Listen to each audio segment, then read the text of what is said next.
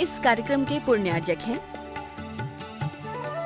तो जब आज के युग में एडवांस्ड टेक्नोलॉजी के साथ, उन्नत तकनीक के साथ जब संगीत को समूह में बजा करके, इफ़ेक्ट्स डाल करके उसमें कुछ निखार लाते हैं, तब सुनने वाला मंत्रमुग्ध हो जाता है। कभी कभी इस तरह का संगीत बजाया जाता है कि आंखों से आंसू आ जाते हैं। कुछ समझ में नहीं आता सुनने वाले को, सारे गम ये पूरे सात सुरों के नाम तक पता ना हो तो भी उसका प्रभाव ही ऐसा है कि आंखों से आंसू निकल आए। और कभी एकदम हृदय प्रफुल्लित हो जाए, सुनने के पहले मन भारी भारी था, सुनने के बाद एकदम रिलैक्स हो जाए। ऐसा रिलैक्सिंग म्यूज़िक भी होता है, मन को हल्का बनाने वाला। और कभी आप एकदम भक्ति में डूब जाओ, ऐसा भी कोई संगीत होता है। कभी आपके रोगों का निवारण हो जाए, ऐसा भी संगीत होता है। बहुत प्रकार के संगीत होते हैं। तो आज के युग में जब अपने को संगीत का ऐसा स्वरूप उपलब्ध है, तो आप इतने विस्तार के बाद कल्पना करिए कि जहाँ साक्षात जिनेंद्र भगवान विराजमान है समवसरण में, वहाँ का संगीत कैसा होता होगा।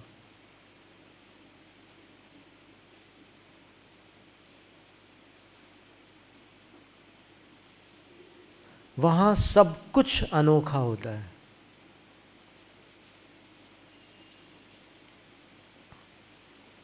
और सबसे विशेष बात यह है कि भगवान सबसे अलिप्त रहते हैं।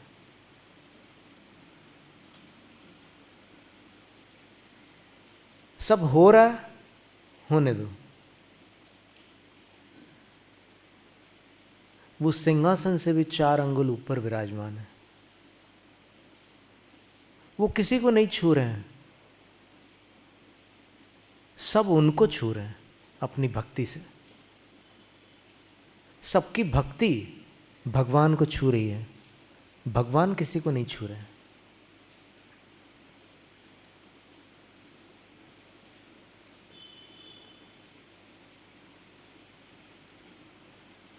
आठवीं भूमि में गंधकुटी के मध्य विराजमान जो जिनेंद्र तीर्थंकर भगवान है, वहाँ तक प्रलोभनों को ठुकराने वाले ही पहुँच सकते हैं, सब लोग नहीं पहुँच सकते।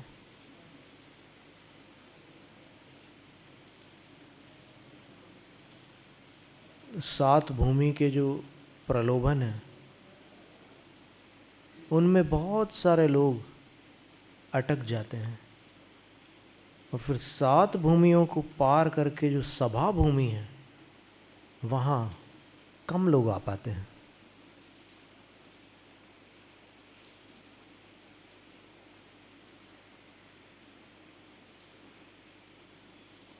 तो भगवान की वाणी के रहस्य को सब लोग नहीं प्राप्त कर पाते।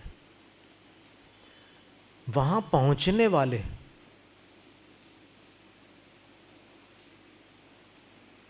तिलोय पंडिती ग्रंथ के अनुसार और मुनि सुव्रत काव्य के अनुसार सम्यक दृष्टि जीव होते हैं। क्योंकि मानसस्तंभ तक मिथ्यात्व के साथ जाया जा सकता है, मानसस्तंभ के दर्शन के उपरांत वो अनंतानुबंधी मान गलित हो जाता है, सम्यक दर्शन प्राप्त हो जाता है। बृहद द्रव्य संग्रह की टीका में ब्रह्मदेव सूरी लिखते हैं कि इंद्रभूति गौतम भी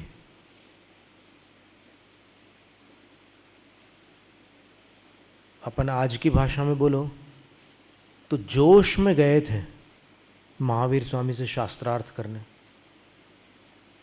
लेकिन मानसस्तंभ को जब ऐसे देखा उन्होंने तो पीछे हटना पड़ा। क्योंकि जो स्तंभ था उसमें 2000 कोण थे, 2000 एंगल्स थे, स्फटिक स्तंभ था। तो इंद्रभूति को कौतुक हुआ कि ये खंबा, इसके ऊपर क्या है देखे तो। तो ऊपर देखने के लिए पीछे हटना पड़ा, और जब पीछे हट करके एक निश्चित दूरी पर पहुँचे तब ऊपर के दर्शन हुए। और जब ऊपर के दर्शन हुए तो नतमस्तक हो गए वो। और वहाँ पर बताया, मतलब जोश में गए और मानस स्तंभ के पास होश ठिकाने आ गए। उनकी मान का शायद शांत हो गई और वो विनम्र हो गए कि ओहो, मैं क्या सोच करके आया था और मैं तो किसी दूसरे लोक में पहुंच गया हूं। मैं तो समझ रहा था कि इस लोक में मुझसे शास्त्रार्थ करने वाला कौन उत्पन्न हो गया है, मेरी बराबरी कोई कर सकता है क्या? ज्ञान में मुझसे तुलना रखने वाला कोई कैसे हो सकता है? लेकिन वहां पहुंचने के बाद सब कुछ बदल गया। ऐसा होता है।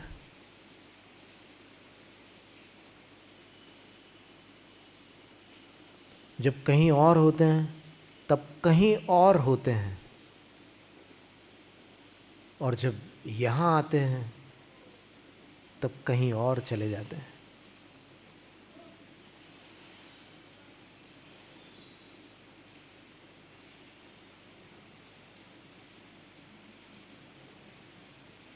अलौकिक है भगवान का सानिध्य। और ये दुंदुभि प्रातिहार्य अनेक वाद्यों के साथ बजता है, और बेताल नहीं होता, एक रिदम में बजता है, वो ताल के साथ बजता है। और उस ताल में भारतीय संगीत में लगभग 512 प्रकार के ताल हैं। वेस्टर्न म्यूजिक में वहाँ पर भी बहुत प्रकार के ताल हैं, लेकिन वहाँ पर इतनी संख्या नहीं है ताल की। यहाँ पर राग भी बड़े अनोखे हैं, बड़े अद्भुत राग हैं। और फिर जो सुरों का तालमेल है वो भी भिन्न है। ऐसा नहीं कि वहाँ के संगीत में कोई फीलिंग ना हो, वहाँ के संगीत में भी फीलिंग होती है। पर वहाँ चूँकि वातावरण अलग है, शीत प्रधान है, यहाँ पर न तो उतनी ठंड पड़ती है और न ही वहाँ जैसा वातावरण है। तो वहाँ के जो ताल हैं वो गर्माहट लाने वाले ताल हैं। जाज, पॉप, रॉक, ये सारे जो संगीत हैं इससे गर्मी आ जाती है। और जो गर्म स्थान है वहाँ पर अगर उस संगीत का प्रयोग किया जाए तो दिमाग में गर्मी चढ़ सकती है। इसलिए जहाँ शांत संगीत की आवश्यकता है वहाँ शांत रहने दो संगीत को, और जहाँ गर्माहट, संगीत में सब प्रकार की क्षमता है। दीपक राग जब संगीत सम्राट तानसेन ने गाया था तो उन्होंने बादशाह अकबर से 6 माह की मोहलत लेने के बाद गाया था। बोले कि मैं गा तो सकता हूँ लेकिन मुझे 6 माह का समय चाहिए। तो वहाँ के दरबारियों ने और राजा ने सोचा कि ठीक है, प्रैक्टिस करेगा फिर गाएगा। लेकिन तानसेन ने दीपक राग का अभ्यास नहीं किया उन 6 महीनों तक। उन्होंने अपनी पुत्री को और अपनी पत्नी को मेघ मल्हार राग का अभ्यास कराया, और इतना अद्भुत अभ्यास कराया कि गाते ही साथ वर्षा प्रारंभ हो जाए। और फिर वो पहुँचे बादशाह के दरबार में, और उन्होंने जब प्रारंभ किया गाना दीपक राग में,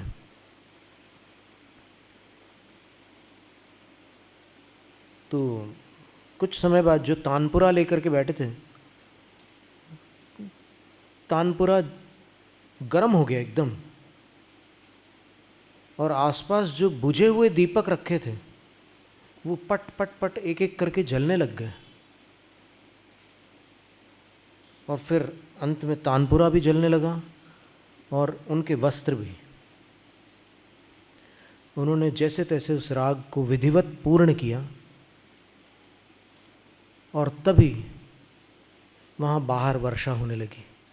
तानसेन समझ गए कि मैंने 6 महीने जो परिश्रम किया वो सार्थक हुआ। वो तुरंत वर्षा में चले गए और अपने आप को उन्होंने आप्लावित कर दिया, पूरा पानी पानी हो गए वो। और उनकी गर्मी फिर भी बनी रही, कई दिनों तक उनकी बेटी और उनकी पत्नी को मल्हार गाना पड़ा। फिर बरसात होती थी, फिर वो बारिश में खड़े हो जाते थे। गर्मी पूरी तरह से उतरती ही नहीं थी। और उसके बाद फिर लंबे समय के पश्चात वो गर्मी शांत हुई। संगीत में ये प्रभाव है, वो चाहे वेस्टर्न हो चाहे ईस्टर्न हो। वेस्टर्न म्यूज़िक में भी पॉल रॉबसन नाम के एक सिंगर थे, वो सामने कांच का ग्लास रख करके ऐसे गाना प्रारंभ करते थे। तो जब गाते थे तो वो ग्लास जो होता था, कांच का ग्लास, उसके टुकड़े हो जाते थे। और भारत के पंडित ओंकारनाथ ठाकुर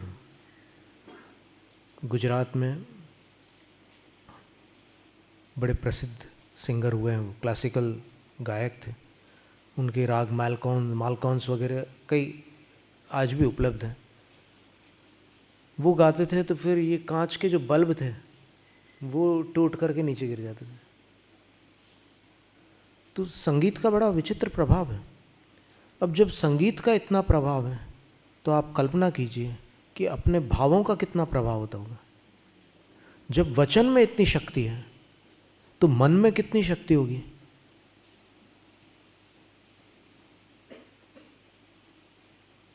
और अगर अपने हृदय में भक्ति हो तो फिर भक्ति की शक्ति को नापा नहीं जा सकता, वो असीम होती है। वो असंभव को संभव बनाने वाली शक्ति होती है। और उस भक्ति से वो जो भगवान का जो भंडार है उसका द्वार अपने लिए खुलता है जिसके अंदर भक्ति है, क्योंकि वहाँ तो अनंत दान लब्धि है। अभी जितने केवली ये सबके पास है, 20 तीर्थंकर हैं उन सब के पास है। 13वें गुणस्थान वर्ती जो केवली है, सयोग केवली कहते हैं उनको, उनकी संख्या कितनी है?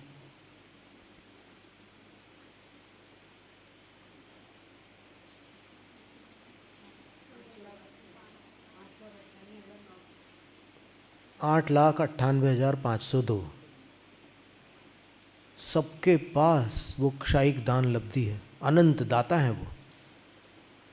लेकिन इस जगत के आकुलित प्राणियों को वो दान प्राप्त क्यों नहीं हो रहा है? उनके आसपास तो ठीक है, मिल रहा है सबको, लेकिन उनकी शक्ति तो अपार है, असीम है। तो जैसे एफएम प्लेयर होता है,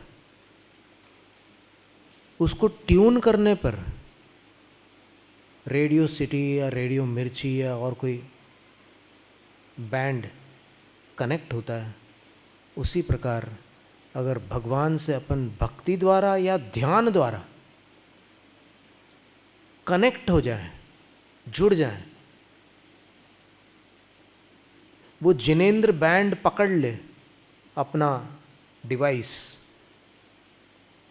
तो फिर जिसको ध्यान का अनुभव या जिसको भक्ति का अनुभव है वो जानते हैं कि हम कितने सौभाग्यशाली हैं।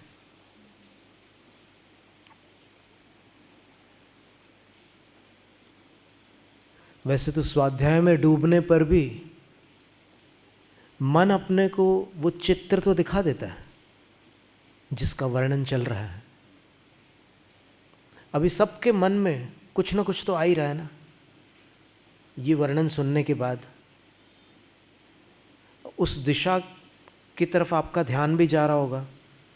कल्पना में एक तो बात आ ही रही होगी ना, उस तरफ अगर भगवान विराजमान है, सबको कोई ना कोई दिशा तो आ ही रही होगी मन में। और वहाँ से नगाड़ों की आवाज़, अगर आप शांत मन होकर के बैठे हैं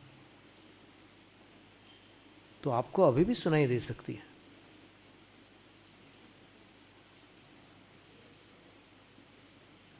और जैसे जैसे आप निकट जाएंगे, अपनी ध्यानावस्था में ही समवसरण के निकट पहुँचेंगे, तो फिर आपको अन्य वाद्य भी सुनाई देंगे और ऐसा लगेगा कि मेरे अंदर जितनी भी अड़चनें थी वो इन ध्वनियों को सुनने मात्र से अलग होती चली जा रही है। मैं तन से, मन से, भावना से विशुद्ध होता चला जा रहा हूँ। और समवसरण की 20,000 सीढ़ियों को भगवान के प्रभाव से बच्चे भी और वृद्ध भी अंतर मुहूर्त में पार कर जाते हैं। शिखर जी की सीढ़ियों पर चढ़ते समय और गिरनार जी की सीढ़ियों पर चढ़ते समय अभी तक अंतर मुहूर्त की अवधि किसी को हासिल नहीं हो पाई,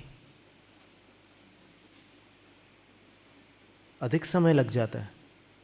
लेकिन भगवान के समवसरण की 20,000 सीढ़ियाँ सब लोग चढ़ जाते हैं।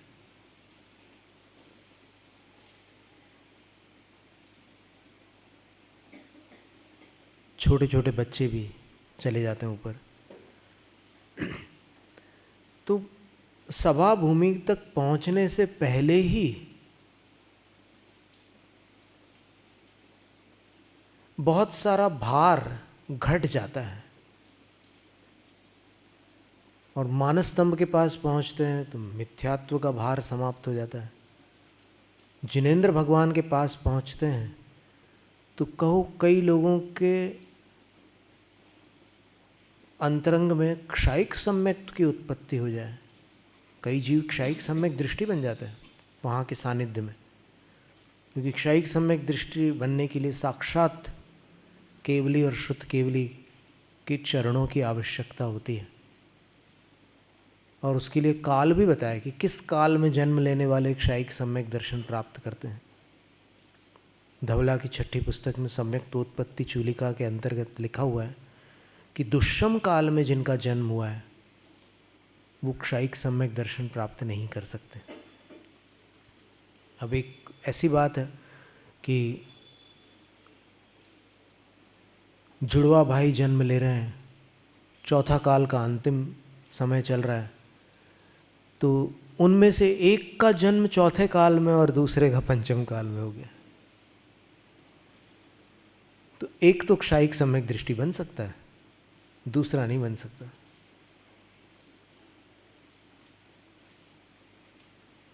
कितनी विचित्र बात है और कैसी विडंबना है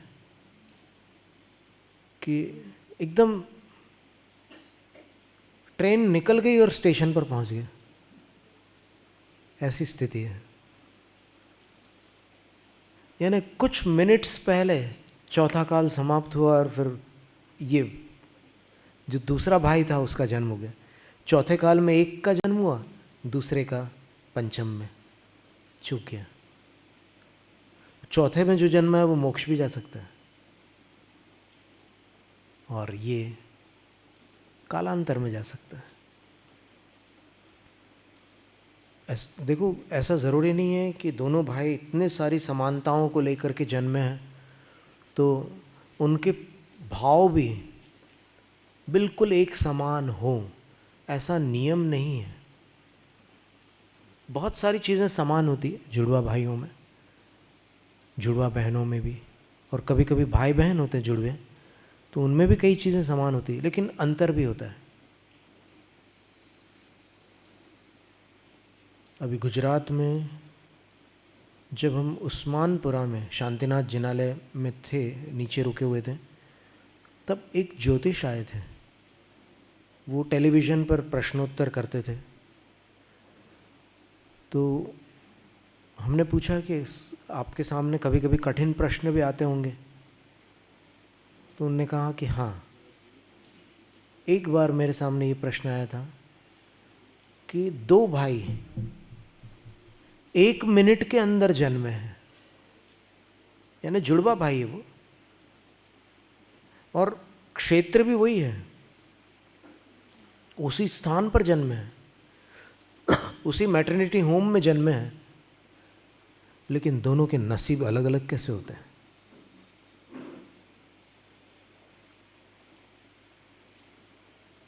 एक दास होता है और एक स्वामी होता है। ये भेद कैसे? ज्योतिष शास्त्र से बताइए। तब फिर उन्होंने बोला था कि ये एक कठिन प्रश्न था, क्योंकि कुंडली दोनों की एक जैसी बनेगी, 1 मिनट में कितना अंतर पड़ेगा।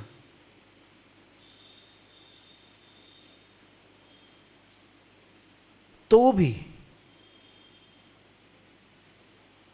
उसमें जो डिग्रीज होती है, जो माइक्रो, जो सूक्ष्म अंतर होता है, जो 1 सेकंड के भी फ्रैक्शंस में आता है, तो उतने सेकंड्स में, 60 सेकंड्स में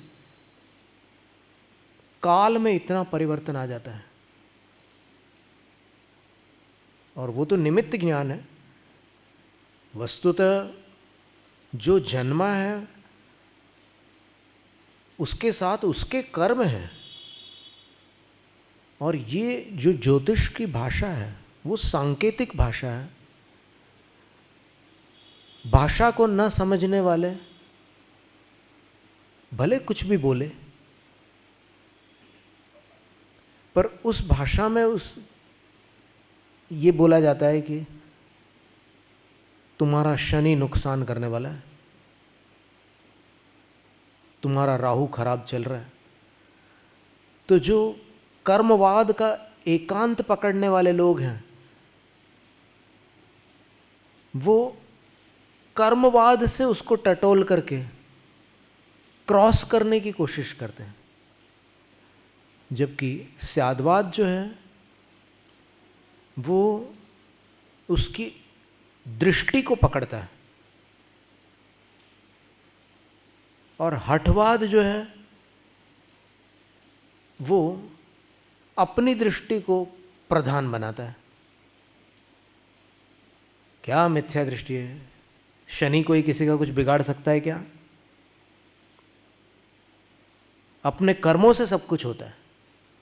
वो कर्मवादी ऐसी भाषा बोलता है। मान लो वो ज्योतिष स्यादवादी निकला, तो वो कहेगा कि अरे बालक, मैं तेरे कर्मवाद को भी जानता हूँ और ज्योतिष को भी जानता हूँ। ये भाषा है, निमित्त ज्ञान की ऐसी भाषा है ये। तो इसमें उपचरित कथन है। और तुम भी जो कह रहे हो ना कर्मों वाली बात, वो भी उपचरित नय से कथित है। परमार्थतः अगर देखें, निश्चय से अगर देखें, तो फिर जीव और उसकी पर्याय हैं। एक द्रव्य के अलावा दूसरा कुछ निश्चय नय से है ही नहीं। आत्माश्रितो निश्चय नया, पराश्रितो व्यवहार नया। व्यवहार नय पराश्रित है, निश्चय नय आत्माश्रित है। अब तुम निश्चय नय से बताओ, कर्मों की बात छोड़ो। अभी तुम बहुत होशियारी कर रहे हो ना, तुम ज्योतिष का खंडन कर रहे हो ना, तो तुम मुझे ये बताओ कि निश्चय से क्या व्यवस्था है? जीव के जीवन में जो इतने उतार चढ़ाव आते हैं उसको निश्चय से समझाओ, तुम कैसे आते हैं?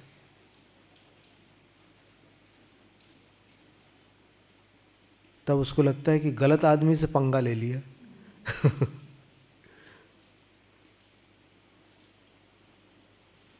तो अब ये पंगा वंगा लेने वाली भाषा नहीं बोलना है, अपने को सबकी दृष्टि समझना है। सबकी यानी सब मनुष्यों की नहीं, सब मतों की नहीं, बल्कि सब नयों की। निरपेक्षा नया मिथ्या सापेक्षा वस्तु तीर्थ कृत। आचार्य कहते हैं कि जो नए एक दूसरे का विरोध करते हैं और एक दूसरे की अपेक्षा ही नहीं रखते, नकार देते हैं दूसरे को, वो मिथ्या नय होते हैं, उनको दुर्नय कहते हैं। और जो नए सापेक्ष होते हैं वो अर्थकृत वस्तु, वो प्रयोजनभूत वस्तु को दिखलाते हैं। एक नए से कभी भी तत्व की सिद्धि नहीं हो सकती। दोनों नए आवश्यक है, सापेक्ष नय, निरपेक्ष नय, निश्चय नय, व्यवहार नय, द्रव्यार्थिक नय, पर्यायार्थिक नय। एक नए से राग क्यों और दूसरे से द्वेष क्यों? नए तो समझने का उपाय है ना। इस कार्यक्रम के पुण्यार्चक थे आगम धारा परिवार,